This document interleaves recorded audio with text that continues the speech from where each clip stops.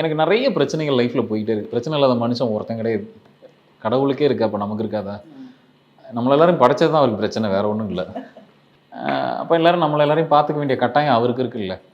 நான் என்ன சொல்ல வரேன் அப்படின்னா, நம்ம பிரச்சனைகளோடு தான் வாழ்ந்துக்கிட்டு இருக்கோம். ஒவ்வொருத்தருக்கும் அதோட அளவு மாறும். ஒருத்தருக்கு பெருசாக தெரிகிற பிரச்சனை ஒருத்தருக்கு சின்னதாக தெரியும்.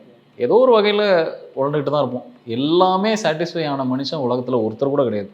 நான் பர்சனல் லைஃப்லையும் ஜெயிச்சிட்டேன், ப்ரொஃபஷனலாகவும் ஜெயிச்சிட்டேன், என் குழந்தைங்கள்ட்டையும் ஜெயிச்சிட்டேன். அப்படி ஒருத்தன் கிடையவே கிடையாது. இது வரைக்கும் யாரும் அப்படி பிறக்கவும் இல்லை, இனிமேல் பிறக்க போகிறதும் இல்லை. சரி, அப்போ பிரச்சனைகளோடு வாழ்ந்துட்டு இருக்க மனுஷனுக்கு ஏதோ ஒரு பிரேக் பாயிண்ட் வேணும். அதுக்கு தானே இப்போ எல்லோரும் சுற்றி சுற்றி வந்துக்கிட்டு இருக்கோம்.